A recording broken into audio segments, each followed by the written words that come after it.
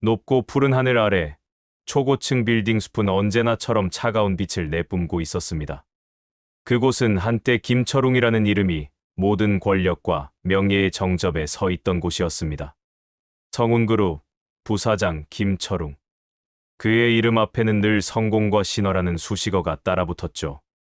수십억대 아파트, 최고급 세단, 품위 있는 아내와 자랑스러운 아들, 그 모든 것이 그의 이름 석자를 더 빛나게 했습니다. 그는 모든 것을 가졌다고 믿었습니다. 사람을 믿었고, 가족을 믿었고, 자신을 믿었습니다. 그러나 오만함은 스스로를 눈멀게 했고, 믿음은 가장 날카로운 칼이 되어 그의 심장을 갈랐습니다.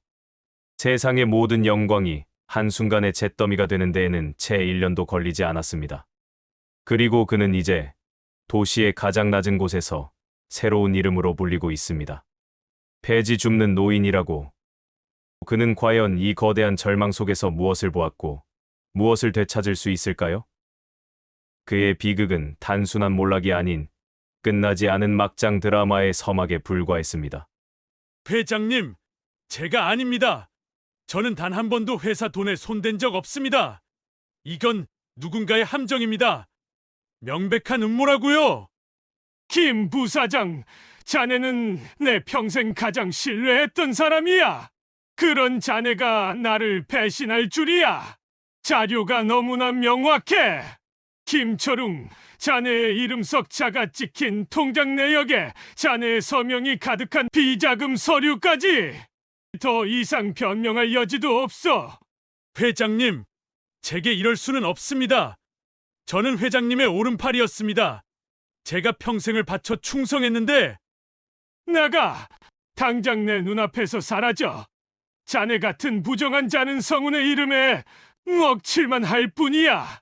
모든 직책에서 해임하고 재산은 전해가 압류한다. 법적 절차는 예정대로 진행될 거야. 벼락 같은 해고 통보였습니다. 그의 모든 공든 탑이 한순간에 무너져 내리는 소리였습니다.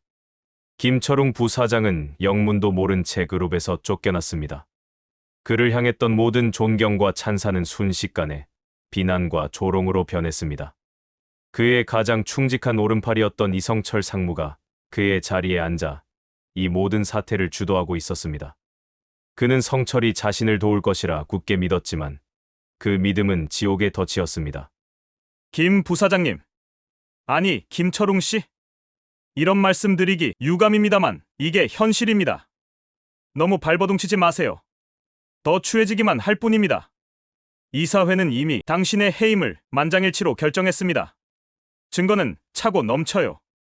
모든 것이 당신의 욕심이 부른 결과죠. 이성철, 내가 나를 배신해? 내가 너에게 얼마나 베풀었는데, 내가 너를 이 자리까지 올렸는데 어떻게 내게 이럴 수 있어? 베풀었다고요? 김 부사장님, 아니 김철웅 씨, 당신이 저를 이 자리까지 올렸다고요? 당신의 오만함과 독선은 하늘을 찔렀습니다. 제가 바란 건 단 하나, 당신의 자리였습니다. 그리고 그 자리에 오르기 위해 제가 얼마나 준비했는지 아십니까? 당신은 저의 완벽한 계획을 위한 희생양일 뿐입니다. 안녕히 가세요, 김철웅 부사장님. 이성철의 섬뜩한 미소는 그의 뇌리에 깊이 박혔습니다. 그의 등 뒤에 꽂힌 비수는 아물지 않는 상처로 남았습니다. 믿었던 사람의 배신은 칼에 베이는 것보다 더 고통스러웠습니다. 모든 재산이 압류되고 아파트는 경매로 넘어갔습니다. 가족들만이 유일한 안식처이자 버팀목이라 믿었습니다. 그러나 절망은 이제 막 시작된 것이었습니다. 여보, 대체 어떻게 된 거예요? 집은 왜 이렇게 되고, 도대체 돈은 다 어디로 간 거예요? 난 이제 어떻게 살라고요?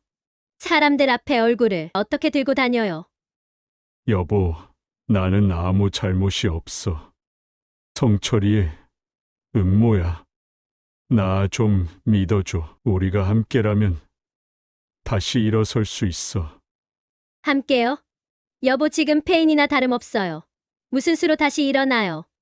난 더 이상 당신과 이런 생활 못해. 평생 호화롭게 살다가 하루아침에 이게 뭐야? 도진이 미래는 어떻게 할 거예요? 아버지, 저 이제 성인이에요. 아버지께 얹혀 살 나이도 아니고요. 이만하면 할 만큼 했어요. 더 이상 아버지 인생에 얽매이고 싶지 않습니다. 제 갈 길 갈게요. 엄마, 우리 떠나자. 아들의 싸늘한 목소리에 김철웅의 세상이 무너져 내렸습니다. 아내는 아들과 함께 그의 곁을 떠났습니다. 남은 건 거리의 차가운 시선과 한 평짜리 쪽방만이었습니다. 배신과 몰락의 충격은 그를 철저히 고독한 나락으로 밀어 넣었습니다. 그는 한때 자신이 멸시했던 밑바닥 인생을 살게 되었습니다. 폐지를 주워 근근히 끼니를 때우고 사람들의 싸늘한 시선 속에서 치욕을 견뎠습니다. 그러나 그의 마음속에는 꺼지지 않는 불씨 하나가 있었습니다. 바로 복수심이었습니다. 이성철, 박민영, 김도진, 너희가 나를 이렇게 만들었어. 두고 봐라. 내가 반드시 돌아갈 것이다. 너희가 누리고 있는 모든 것을 빼앗고 너희에게 나락이 무엇인지 보여줄 것이다. 나는 끝나지 않았다. 그의 폐지술에는 그의 한과 복수심을 싣고 거리를 누볐습니다. 그 과정에서 그는 수많은 사람들을 만났습니다. 그 중에는 자신과 비슷한 처지의 고재만이라는 노인도 있었습니다. 고재만은 묵묵히 폐지를 줍고 그 속에서 작은 희망을 찾는 사람이었습니다. 그의 따뜻한 위로와 지혜는 김철웅의 마음에 작은 온기를 불어넣었습니다. 세상에 영원한 건 없다고 했네. 높은 자리든 낮은 자리든 결국 다 한때야. 중요한 건 어떤 자리에서든 자신을 잃지 않는 거지. 이 폐지 더미 속에도 버릴 것과 주어야 할 것이 명확히 갈리지 않나. 인생도 마찬가지야. 인생, 저에게 남은 게 무엇이겠습니까? 명예도, 재산도, 가족도 전부 다 잃었습니다. 제가 죽지 못해 살고 있습니다. 쯧쯧 아직 멀었구먼. 자네는 아직도 자신을 과거의 부사장으로 여기는군. 진정으로 모든 것을 비워야 새로운 것을 담을 수 있다네. 이 폐지 속에서도 사람들은 돈을 버는 법을 배우고 인내를 배우고 생존을 배우네. 그 속에서 진정한 강함을 찾게 되지. 고재만의 말은 겉돌았지만 김철웅의 마음에 조금씩 스며들었습니다. 그는 폐지를 줍는 행위 속에서 새로운 세상을 배우기 시작했습니다. 그가 놓쳤던 사람들의 비천한 삶 속에서 피어나는 강인함을 보았습니다. 한편 김철웅이 쓰러진 날 그를 우연히 발견한 사람이 있었습니다. 바로 한수아였습니다. 그녀는 김철웅의 옛 비서였습니다. 철웅이 회사에서 쫓겨난 후 이성철의 비열한 행태를 보며 김철웅의 억울함을 짐작하고 있었습니다. 부사장님, 김철웅 부사장님, 저 한수아입니다. 제발 저를 알아보세요. 어떻게 이렇게 되셨습니까? 한 비서, 내가 왜 여기에? 부사장님, 제 생각은 확신으로 변했습니다. 부사장님은 억울하게 당하신 겁니다. 이성철 상무가 부사장님의 모든 것을 빼앗았습니다. 제가 반드시 부사장님의 명예를 되찾아 드릴 겁니다. 증거를 찾을 겁니다. 한수아의 눈빛은 확신에 차 있었습니다. 그녀는 김철웅의 마지막 희망이었습니다.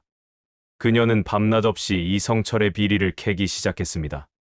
그의 수상한 자금 흐름과 성운그룹 내에서의 권력 남용을 파헤쳤습니다. 그리고 그 과정에서 충격적인 사실 하나를 발견하게 됩니다. 이성철의 뒤에 거대한 그림자가 드리워져 있었습니다. 바로 최 회장이었습니다. 부사장님, 이성철은 단순한 배신자가 아닙니다. 그는 최 회장님과 모종의 거래를 했습니다. 이 자료는 이성철과 최 회장님 측근이 주고받은 가짜 비자금 서류에 대한 이메일입니다. 부사장님을 희생양으로 삼으려 했던 겁니다. 최 회장이. 그럴 리가 없어. 그분은 나를 아들처럼 아끼셨어. 나에게 평생의 은혜를 베푸신 분이야. 부사장님, 제가 조사한 바에 따르면 최 회장님은 최근 심각한 건강 문제와 경영권 승계 문제로 고심 중이었습니다. 아드님인 김도진 씨가 성운그룹 최대 주주인 선영그룹의 따님과 결혼을 앞두고 있었던 것을 기억하십니까? 선영 그룹. 설마 도진이가 성운그룹의 사위가 되기로 했던 게 최 회장님의 계획이었다는 말인가? 한수아의 충격적인 진실은 김철웅의 심장을 찢어 놓았습니다. 자신이 믿고 따르던 최 회장, 그리고 자신의 피부치인 아들 도진까지 모두가 자신을 이용하고 배신했던 것입니다. 그들은 성운그룹의 안정적인 경영권 승계를 위해 김철웅을 부정의 아이콘으로 만들어 희생시킨 것입니다. 며느리 재벌과 집안과의 결혼을 통해 도진을 성운의 핵심 인물로 만들고 철웅은 그들의 그림자 속에 묻히도록 그야말로 막장이었습니다. 그리고 한수아는 또 다른 충격적인 사실을 밝힙니다. 그리고 박민영 사모님 아니, 박민영 씨입니다. 이성철과의 관계가 보통이 아니었습니다. 이 사진들은 성철 씨와 박민영 씨가 밤늦게까지 만나는 모습입니다. 꽤 오래전부터였습니다. 민영이마저 이성철, 내가 내 아내까지. 아내의 배신은 그를 더욱 처절한 절망으로 몰아넣었습니다. 그의 유일한 안식처이자 사랑이라 믿었던 아내까지도 그의 몰락에 일조한 것이었습니다. 그의 모든 것을 빼앗아간 이성철이 아내까지 탐했음을 알게 되자 그의 복수심은 단순한 분노를 넘어선 광기로 변해갔습니다. 그는 이제 폐지를 줍는 김철웅이 아닌 지옥에서 살아 돌아온 복수의 화신이 되기로 결심했습니다. 그의 복수는 단순히 명예를 되찾는 것을 넘어 그들에게 똑같은 절망을 안겨주는 것이 될 것이었습니다. 수아 고맙다. 이제 내가 무엇을 해야 하는지 명확해졌다. 저들은 나에게서 모든 것을 빼앗아 갔어. 나는 저들의 모든 것을 빼앗을 것이다. 이 지옥 같은 삶이 그들의 것이 되도록 만들 것이다.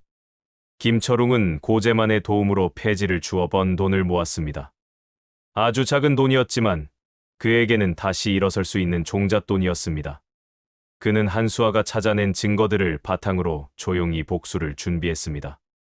그는 법률 전문가들을 찾아다니며 자신의 무고함을 증명할 방법을 찾았고 이성철과 최 회장의 비리 그리고 그들의 추악한 거래를 세상에 폭로할 계획을 세웠습니다. 그의 복수는 즉흥적이지 않았습니다. 그것은 마치 차가운 복수의 칼날처럼 때를 기다리는 섬뜩한 계획이었습니다. 고재만 어르신, 저 이제야 깨달았습니다. 가장 낮은 곳에서 얻은 것은 가장 높은 곳에서 얻었던 것보다 더 귀하다는 것을. 이 바닥에서 살아남는 법을 배우고 사람의 진짜 얼굴을 보았습니다. 폐지를 주우며 얻은 것은 단순한 돈이 아닙니다. 저의 인생을 바꿀 진정한 지혜였습니다. 이제야 비로소 자네의 눈이 제대로 보이는군. 그럼 된 거야. 이제 자네가 가진 지혜와 인내로 저들의 추악한 민낯을 벗겨내게나. 하지만 기억하게. 복수심은 결국 자신을 태운다는 것을. 김철웅은 먼저 이성철을 무너뜨리기로 했습니다. 그는 한수아의 도움을 받아 이성철이 성운그룹의 비자금을 횡령하고 해외로 빼돌린 증거들을 언론에 폭로했습니다. 증거는 너무나도 명확했고 언론은 그의 몰락을 대서특필했습니다. 성운그룹은 비리의 온상이라는 비난을 받게 되었고 이성철은 김철웅과 똑같은 상황에 처하게 되었습니다. 모든 재산이 압류되고 회사에서 쫓겨났으며 그의 명예는 바닥에 떨어졌습니다. 안 돼! 안 돼! 김철웅 내가 감히! 내가 이 모든 걸 공들여 쌓아 올렸는데 내가 어떻게 이럴 수가 있어! 하지만 김철웅의 복수는 여기서 끝나지 않았습니다. 그의 아내 박민영과 아들 김도진, 그리고 최 회장까지 얽힌 거대한 비리를 파헤치는 것이 그의 궁극적인 목표였습니다. 그는 자신이 겪었던 고통과 모욕을 그들에게 고스란히 돌려줄 참이었습니다. 특히 아들의 배신은 그에게 가장 큰 상처로 남아 있었습니다. 저는 김철웅입니다. 성운그룹 전 부사장 김철웅입니다. 저는 지난 1년간 제가 저지르지도 않은 죄로 모든 것을 잃고 폐지를 주우며 살았습니다. 그러나 이제 진실을 밝힐 때가 왔습니다. 저의 몰락 뒤에는 거대한 음모가 숨겨져 있었고 그 음모의 배후에는 이성철 상무뿐만 아니라 성운그룹의 최 회장과 제 가족이 연루되어 있었습니다. 이 기자회견은 대한민국을 뒤흔들었습니다. 그의 충격적인 폭로에 성운그룹은 주가가 폭락했고 최 회장은 검찰 수사를 받게 되었습니다. 김철웅은 자신의 무고함을 입증하고 빼앗겼던 명예를 되찾았습니다. 그리고 이제 그의 복수의 칼날은 박민영과 김도진을 향했습니다. 말도 안 돼. 저 사람이 어떻게 다시 나타났어? 이성철, 내가 처리한다며. 왜 김철웅이 살아있냐고. 엄마, 아버지가 최 회장님을 물고 늘어지고 있어. 우리 결혼은 어떻게 되는 거지? 선영그룹에서 이미 발을 빼려고 하고 있어. 내 미래는 망하는 건가? 박민영은 이성철과의 관계가 드러나면서 이혼 소송을 당하고 재산의 절반을 잃게 되었습니다. 그녀는 다시 혼자가 되었고 더 이상 호화로운 삶을 유지할 수 없게 되었습니다. 그녀가 멸시했던 김철웅과 같은 처지에 놓이게 된 것입니다. 아들 도진 역시 선영그룹과의 결혼이 파토나고 성운그룹 내에서도 입지가 좁아지며 결국 회사에서 퇴출당했습니다. 한때 모든 것을 누렸던 두 사람은 김철웅이 겪었던 것과 똑같은 나락을 경험하게 되었습니다. 여보, 제가 잘못했어요. 한 번만 용서해 주세요. 제발 저에게 자비를 베풀어 주세요. 저도 당신 없이는 살 수 없어요. 자비, 내가 폐지를 줍고 거리를 헤맬 때 너는 어디에 있었지? 너는 나의 마지막 지푸라기였는데 나를 내쳤다. 내 욕심이 너를 망쳤어. 이제야 비로소 내가 나의 고통을 이해하게 되었구나. 하지만 너무 늦었다. 너희가 내게 했던 것처럼 이제 너의 고통은 너의 몫이야. 그의 눈에는 더 이상 복수심의 불꽃이 아닌 허무함만이 남아 있었습니다. 그들의 비참한 모습은 그의 복수를 완성했지만 그것이 진정한 행복을 가져다 주지는 못했습니다. 그는 모든 것을 되찾았지만 동시에 모든 것을 잃은 듯한 공허함을 느꼈습니다. 명예와 재산을 되찾은 김철웅은 놀랍게도 가장 먼저 고재만 어르신을 찾아갔습니다. 어르신, 제가 모든 것을 되찾았습니다. 제가 꿈꿔왔던 복수를 완성했습니다. 하지만 이상합니다. 이 허무함은 무엇일까요? 이 모든 것이 무슨 의미가 있었을까요? 복수심으로 얻은 것은 결국 공허함으로 채워지게 되어 있지. 자네는 이제 새로운 삶을 시작해야 해. 복수심이라는 짐을 내려놓고 진짜 삶의 가치를 찾아야지. 폐지 속에서 얻었던 지혜는 바로 그것이었네. 김철웅은 최 회장을 찾아가 마지막으로 진심을 전했습니다. 그에게 모든 것을 빼앗았지만 동시에 가장 큰 교훈을 준 은사이기도 했기에 회장님, 저에게 모든 것을 빼앗으셨지만 동시에 가장 큰 깨달음을 주셨습니다. 가장 낮은 곳에서 진짜 사람의 가치를 보았습니다. 부디 회장님께서도 마지막 삶을 후회 없이 보내시길 바랍니다. 저는 이제 복수가 아닌 새로운 삶을 살아갈 겁니다. 그는 이성철, 박민영, 김도진에게도 연락했습니다. 하지만 그의 복수는 그들을 완벽하게 파괴하는 것에 그치지 않았습니다. 그는 그들이 스스로의 삶을 다시 돌아보도록 하는 작은 발판을 남겼습니다. 그들은 김철웅이 겪었던 고통 속에서 자신들의 잘못을 마주하게 되었고 폐지를 줍는 김철웅의 삶을 통해 비로소 진정한 의미를 찾아가는 계기를 마련했습니다. 김 부사장님, 아니, 김철웅 씨, 당신은 저를 살린 겁니다. 이 지옥에서 제가 무엇을 잘못했는지 깨닫게 했습니다. 언젠가 당신처럼 다시 일어서겠습니다. 시간이 흘러 김철웅은 폐지 줍던 시절의 인연과 경험을 바탕으로 새로운 사업을 시작했습니다. 소외된 노인들에게 일자리를 제공하고 자원 재활용을 통해 사회적 가치를 창출하는 기업이었습니다. 그는 더 이상 과거의 부사장이 아니었습니다. 그는 폐지 줍던 삶에서 배운 지혜와 인간미를 바탕으로 새로운 인생 이막을 펼쳐나가는 진정한 리더가 되었습니다. 그의 곁에는 한결같이 그를 믿고 지지해준 한수아가 있었고 그는 비로소 진정한 삶의 가치와 행복을 깨닫게 되었습니다. 폐지 수레를 끌던 비극적인 운명은 역설적으로 그의 삶의 가장 찬란한 전환점이 되어 주었습니다. 그의 인생은 모든 것을 잃고 시작된 폐지 줍는 삶에서 비로소 진정한 의미를 찾게 된 기막힌 반전의 드라마였습니다. 그의 이야기는 오늘도 절망 속에서 헤매는 이들에게 조용한 희망의 메시지를 전하고 있습니다.